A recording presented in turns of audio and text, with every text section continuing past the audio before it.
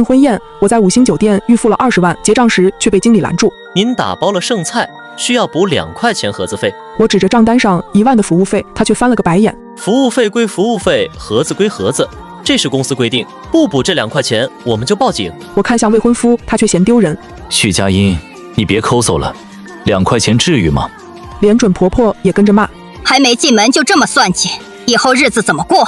行，既然都嫌弃我抠门，那这婚我不结了，我直接退款，转身就走。可没想到退款之后，他们全都急了。经理林超见我还没付款，手指敲着大理石台面，那声音听得人心里很烦。许小姐，你要是没零钱扫码也行，别在这儿磨蹭，后面还有客人呢。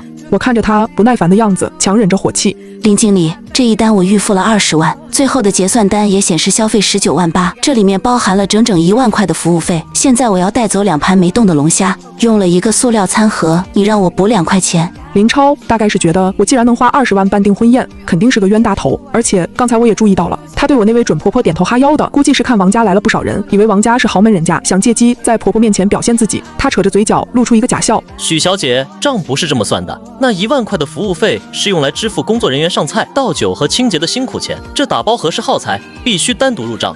难道让我们酒店倒贴？而且这是财务合规流程，您如果不配合，我们也难做。再说了，我们是5星级酒店，用的都是环保降解材质，收你2块都是成本价。我深吸了一口气，不想在大喜的日子因为这点小事生气，但这是原则问题。我指了指大厅里正在收拾桌子的服务员，刚才上菜的时候，有个服务员不小心把汤洒在我朋友身上，我都没说什么。你们所谓的5星级服务就是这种水平，现在跟我计较一个2块钱的盒子。林超的脸沉了下来，刚才那点客气彻底没了。撒汤那是意外，你可以投诉服务员，跟盒子费没关系，一码归一码。这2块钱你要是不给，今天的账就不算结清，系统里这单挂着，就叫逃单。这时候一直站在旁边玩手机的未婚夫王启胜终于抬起了头，他看了一眼四周，似乎觉得周围人的目光让他很不自在，走过来皱着眉扯了扯我的袖子。佳音，差不多行了，大家都看着呢，因为2块钱在这儿吵，你不嫌丢人，我都嫌丢人。我转头看着他，心凉了半截，这就是我要嫁的男人，不想着帮我，反而觉得我给他丢人了。是他们欺负人，我花了20万，连个盒子都不送。王启胜眉头皱得更紧，语气里满是责备。你20万都花了，还在乎这2块钱？赶紧给了走人，我妈还在车里等着呢，别让她老人家久等。林超一听这话更嚣张了，他看着王启胜，顿觉找到了知音。听听，连王先生都这么说，许小姐你也别太较真了，有钱人要有有钱人的格局，赶紧补个红包或者扫2块钱过来，别耽误大家时间。我看着林超那副小人得志的嘴脸，心里的火一下就上来了。格局，拿2块钱来绑架我的格局。我拿出手机打开了录音功能。林经理，麻烦你把刚才的话再说一遍。你说如果不给这2块钱就不让我走，还要报警抓我吃霸王餐。林超看我动了真格，脸色变了变，但很快又恢复了那副无赖样。你录什么音？侵犯我肖像权啊！我说的有错吗？吃饭给钱，天经地义，哪怕差1分钱，那也是没结清，在法律上就是债务纠纷。你要是再胡搅蛮缠，我真叫保安了，到时候警察来了，看是谁难看。我也来了脾气，把手机往台面上一拍。行，你叫，我倒要看看，警察来了是抓我这个付了20万的客户，还是查你们这个乱收费的黑店？我还就要叫这个真了。这时候大厅门口传来一阵急促的高跟鞋声，我的准婆婆张美惠气势汹汹地走了进来。她本来在车里等得不耐烦，进来一看这场面，立马火了。怎么回事？怎么还不走？都在这儿杵着干什么？王启胜看到救星一般，赶紧迎上去告状。妈，佳音因为2块钱的盒子费跟经理吵起来了，非要跟人家理论，还要报警。张美惠一听，那张涂了口红的嘴立马撇了下去，她走到我面前，用挑剔的眼神上下打量我。佳音，不是我说你，咱们王家虽然不是什么有钱人家，但也是要头要脸的。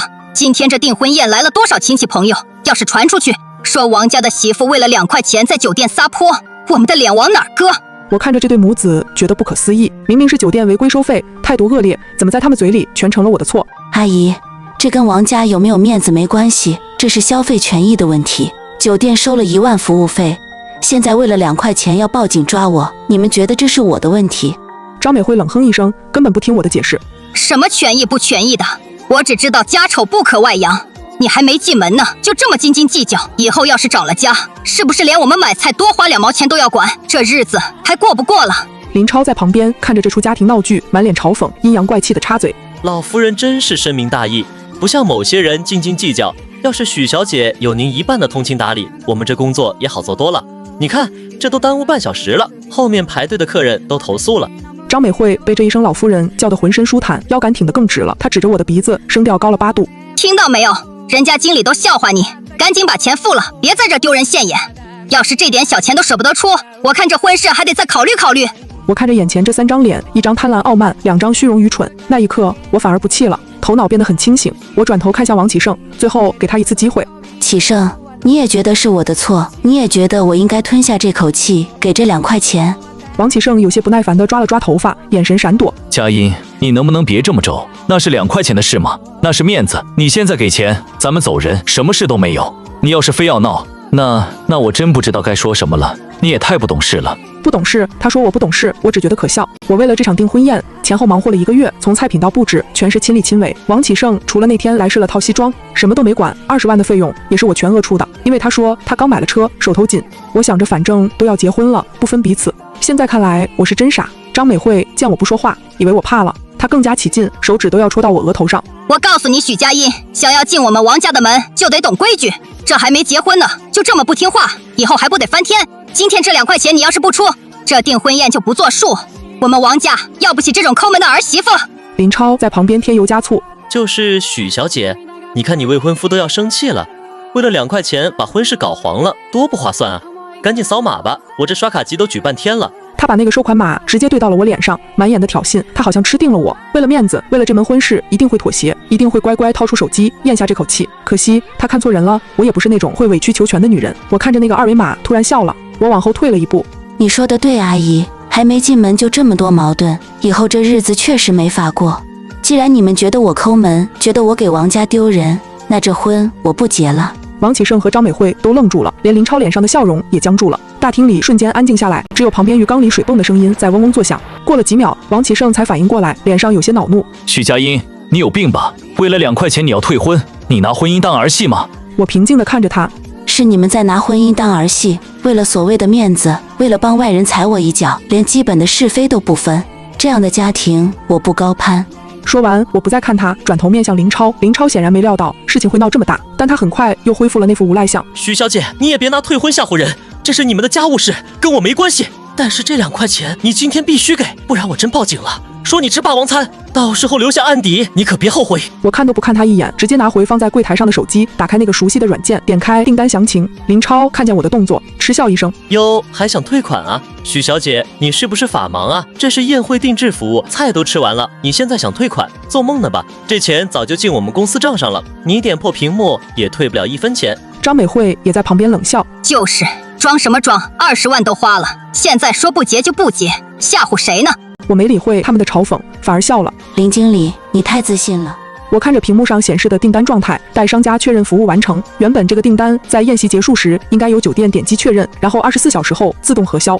但刚才因为要加收那2块钱，林超为了修改最终结算金额，特意在系统后台撤回了服务完成的指令，想把2块钱加进系统重新开单据。正是他这一步操作，让这笔20万的订单此刻在平台上依然处于进行中的状态。只要是进行中，只要我有充分的理由证明商家存在欺诈和恶意增项，配合我购买的无忧退保险，我就有权发起全额拦截。我直接点击了申请退款，并在退款说明里写下理由：商家存在隐形消费，强制收取未告知费用，且辱骂威胁顾客，涉嫌欺诈。然后我上传了刚才录下的那段林超威胁要报警的音频，点击提交。屏幕上弹出一个绿色的对号，退款申请已提交，平台已启动担保拦截机制，资金已冻结。几乎是同时，前台的那台电脑发出滴滴滴的声音，那是系统检测到大额订单异常撤销的警报音。林超原本抱在胸前的手瞬间放了下来，他扑向电脑屏幕，眼珠子都要瞪出来了。怎么回事？怎么显示订单冻结了？款项被拦截？谁让你们没核销订单的？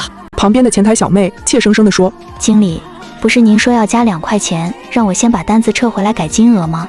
林超的脸瞬间变得惨白，我收起手机，整理了一下手里的包，对着目瞪口呆的3人笑了笑。林经理，你刚才不是说差1分钱也是没结清，是霸王餐吗？现在好了，20万我都退了，既然要报警，那就报个大的吧，反正这顿饭我是真的1分钱都不打算给了。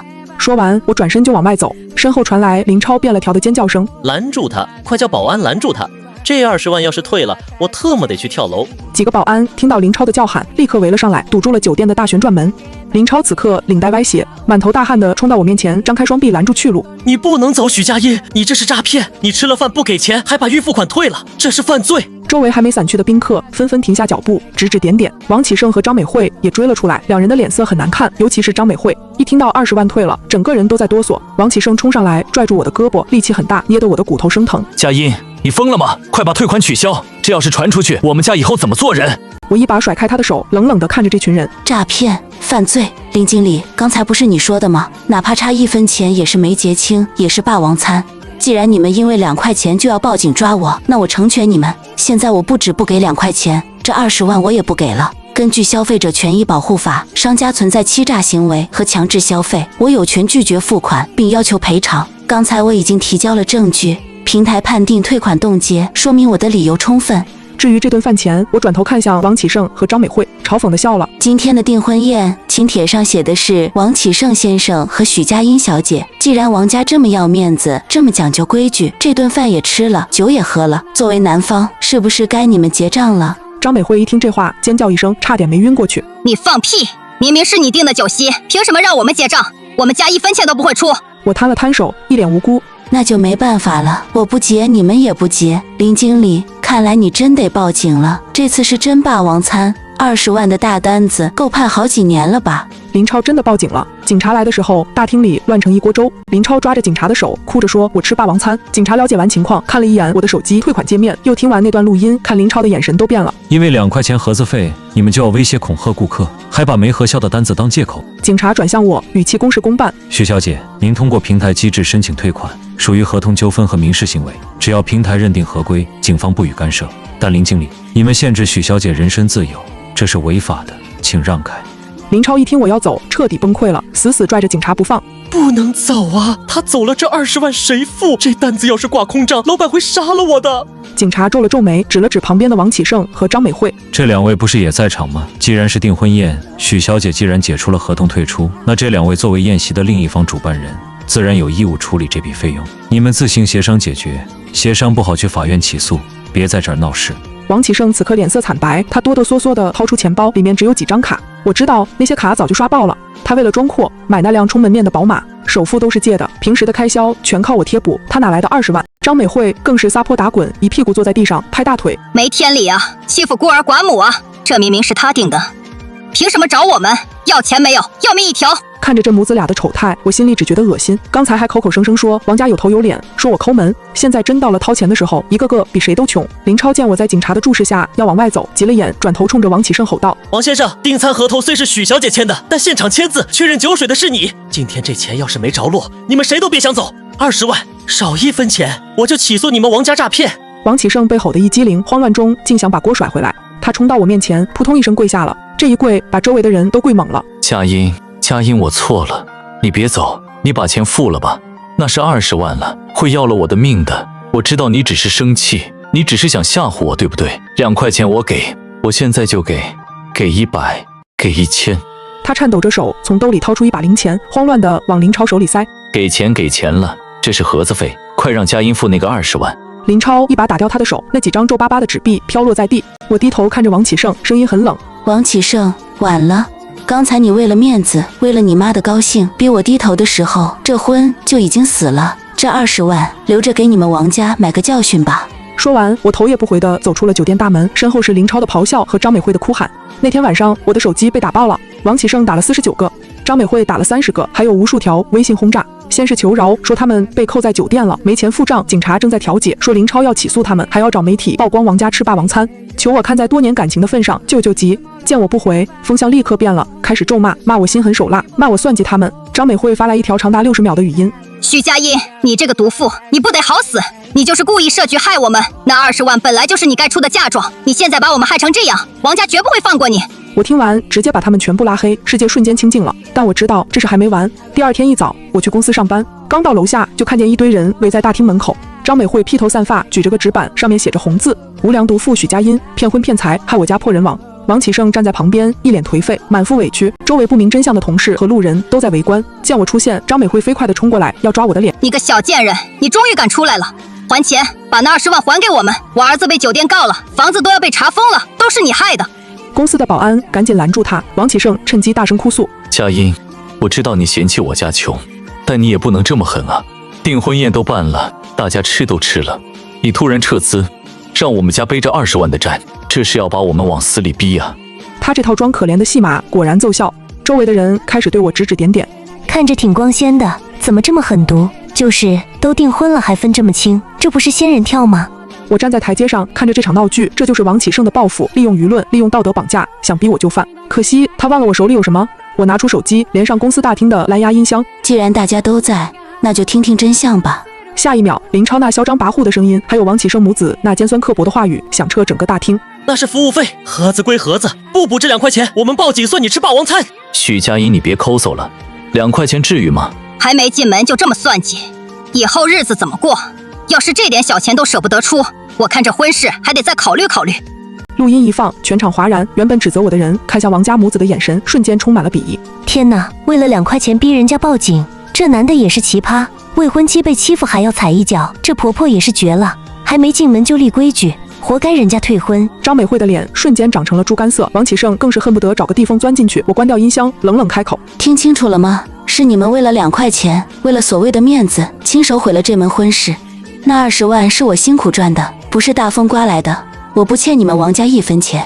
至于你们背债，那是你们自己吃的饭，自己买的单，天经地义。王启胜母子在公司门口闹事不成，反而成了全城的笑柄。那段录音被人传到了网上，标题就叫2块钱引发的豪门退婚案。王启胜被人肉出来，连同他那辆按揭的宝马，还有他欠了一屁股网贷的事实。原来他这么急着结婚，这么怕得罪酒店，不仅仅是为了面子，更是因为他指望着这20万的婚宴能收回一大笔份子钱，好去填他的赌债窟窿。我这一退款，不仅让他背上了20万的酒店债务，更断了他还债的财路。而酒店那边，林超的日子也不好过，因为我的投诉和平台的介入，酒店因为存在隐形消费和霸王条款，还恐吓顾客，被监管部门立案调查，每一条都够他们喝一壶的。听说酒店的大老板连夜从国外飞回来处理烂摊子。第3天晚上，我正在家里吃泡面，门铃响了。我打开，可是门铃，看见门外站着3个人，王启胜、张美惠，还有一个穿着西装的中年男人。那是酒店的老板。此时的王启胜哪还有半点之前的嚣张？他头发乱糟糟的，眼圈乌黑，整个人瘦了一圈。张美惠更是苍老了10岁，那股泼辣劲儿全没了，只剩下满脸的惊恐。酒店老板对着摄像头深深鞠了一躬：许小姐，我是酒店的负责人，我是特意带这2个蠢货来给您道歉的。林超那个混蛋已经被我开除了，并且我会起诉他追究责任。但这20万的单子实在是个误会，您看能不能高抬贵手把这笔钱补上？这王家母子实在拿不出钱来，他们说只要您肯出面，什么都好商量。我打开门，但没有让他们进来的意思，只是隔着防盗门看着他们。王启胜一见我，立马扑到铁门上，哭得鼻涕横流。佳音，佳音救我！酒店要告我诈骗，要让我坐牢，我不想坐牢。妈知道错了，我也知道错了，只要你把钱付了，我们马上结婚，以后家里你说了算，财政大权都给你。张美惠也在旁边抹眼泪，低声下气的求饶：是啊，佳音，千错万错都是妈的错，妈不该为了2块钱跟你置气。你看在启生这么爱你的份上，就原谅我们这一次吧。20万对你来说不是难事，但对我们来说就是命啊。我看着他们，只觉得无比荒谬。到了这一步，他们还在拿结婚来诱惑我，还在觉得我是那个只要给点甜头就会回头的傻女人。王启胜，你搞错了一件事，我现在不缺钱，也不缺爱，更不缺一个想拿我的钱去填赌债窟窿的软饭男。你们的命跟我有什么关系？我转头看向酒店老板：老板，你的遭遇我很同情，被这种员工坑了，但你应该找签了字的王启胜，去找吃了这顿饭的王家，合同上签字的是王启胜，吃霸王餐的是王启胜，你应该找律师，找法院，而不是找我。至于那20万，我拿出手机给他们看了一条银行转账的电子回单，钱退回来的第一时间，我已经全额捐给了山区女童助学基金，与其喂给你们，不如做点善事，所以就算我想帮，我也没钱了。听到那20万捐了，王启胜眼里的最后一丝光亮熄灭了，他瘫软在地上。张美惠发出一声尖叫，两眼一翻，晕了过去。酒店老板的脸色也难看到了极点，他知道从我这里拿不到钱了，他只能死磕王启胜。既然许小姐话说到这份上，那我们公事公办。王先生，准备收律师函吧，不仅是餐饮费，还有名誉损失费，我们都会一并清算。随后的一周，事情急转直下，王启胜因为涉嫌诈骗和巨额债务纠纷被警方带走调查。虽然最后因为定性问题没判诈骗，但20万的债务是被实了。酒店申请了财产保全，查封了王家那套唯一的老破小。张美惠为了保儿子，卖了首饰，借遍了亲戚，也只凑了10万块。那辆没还完贷款的宝马也被拖走了。林超更惨，因因为他的违规操作导致酒店重大损失，不仅被开除，还被行业封杀。酒店向他索赔100万，他老婆连夜带着孩子跟他离了婚。我也没闲着，我把那家5星级酒店剩下的所有违规证据整理了一份详细的材料，提交给了工商和消防部门。既然要整治，那就整彻底。没过几天，酒店因为消防不合格和税务问题被勒令停业整顿。那个老板再也没精力去找王启胜的麻烦了，因为他自己都泥菩萨过江。王启胜出来后来找过我一次，他站在我公司楼下，穿着一件旧短袖，满脸胡茬，看着我开着新提的车驶出地库。他冲上来拦车，佳音，哪怕不结婚，借我1万块行吗？我现在连吃饭的钱都没了，我妈住院了，需要医药费。我降下车窗，看着这个曾经差点成为我丈夫的男人。1万，我从包里翻了翻，找出那个曾经被林超扔在柜台上的2块钱硬币。那天走的时候，我顺手拿了回来。我把那枚硬币抛出窗外，落在他的脚边。我也不是不讲情面，这2块钱你拿去买个馒头吧，不用找了。半年后，我在另一个城市参加朋友的婚礼，巧的是，这家酒店也是那个连锁品牌。结账的时候，我特意看了一眼账单，上面清晰地印着一行小字：打包餐盒免费提供。服务员笑着对我说：“许小姐，这是我们集团新出的规定，所有门店取消任何隐形收费，打包盒全部免费。”我笑了笑，签了字。看来那20万的学费，他们交得很深刻。回来的路上，我接到了一个陌生电话，是王启胜打来的。他的声音听起来很疲惫，背景里是电子厂嘈杂的流水线声音。佳音，我听说你要结婚了。我淡淡的嗯了一声。其实并没有，我只是在享受单身生活，但这没必要告诉他。挺好的。他沉默了很久。我就是想跟你说声对不起。那天如果我不为了那2块钱的面子，如果我站在你那边，是不是结局就不一样了？我看着窗外飞逝的风景，心如止水。王启胜，人生没有如果，而且我要感谢那2块钱，是他帮我筛选掉了不合适的人，避免了更大的麻烦。他不仅值2块，他值那20万，甚至更多。挂断电话，我把这个号码彻底删除。车窗外阳光正好，我打开收音机，里面正好在放一首轻快的歌。对于那些因为贪婪和虚荣而陷入麻烦的人来说，那2块钱是他们崩溃的开始，但对我来说，那是我获得自由的门票，一张很便宜的门票。